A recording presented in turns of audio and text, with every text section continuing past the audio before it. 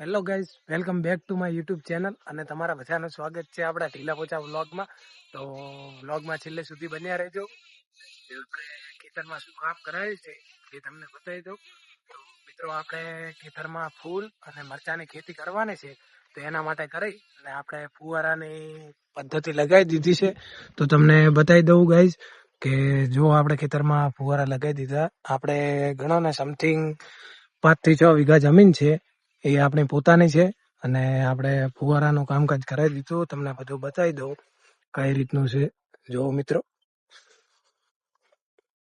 રીતે આપણે ફુવારા લગાવી દીધા છે અને ફુવારાથી આ બધી ખેતી કરીએ તો એમાં માર્જિન સારું એવું રહેતું હોય છે.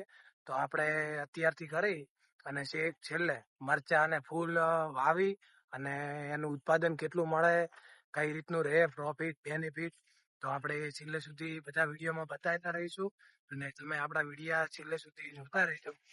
તો મિત્રો જોઈ લો અને આપણે કઈ રીતે પાણીની સુવિધા છે એ પણ તમને બતાવી દઉં. આપણે લાઇટ પણ આવી ગયું છે અને પાણી આપણે કૂવામાંથી લઈએ છીએ અને બધું બોરનું ફિટિંગ પણ કરાવી દીધું છે. તો મિત્રો તમને બતાવી દઉં કે આપણે કઈ રીતનું કામ કરાયેલું છે. જોઈ લો મિત્રો, આ રીતે બધું ફિટિંગ કરાયેલું છે. આની સિસ્ટમ આવે બધી, કઈ રીતે કેટલું પાણી રાખવું,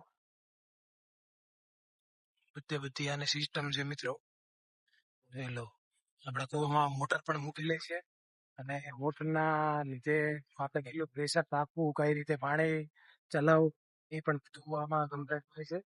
તો જોઈ લો મિત્રો, આ આપણી પૂરી જમીન છે, તમને બતાવી દઉં. સામે વાડ દેખાય ત્યાંથી કરી સામે આપણા ઘર સુધી.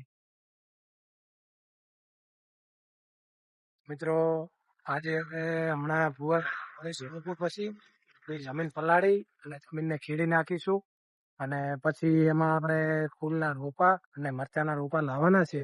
તો લાવી અને કઈ રીતે આપણે વાવણી કરીએ બધા જ વિડીયો તમને હું બતાવતો રહીશ. તો આપણા બ્લોગ છેલ્લે સુધી જોવાનું રાખજો અને કેટલું માર્જિન, કેટલું પ્રોફિટ રહે એ પણ તમને આપણે બધા વિડીયોમાં બતાવીશું. તો ધન્યવાદ.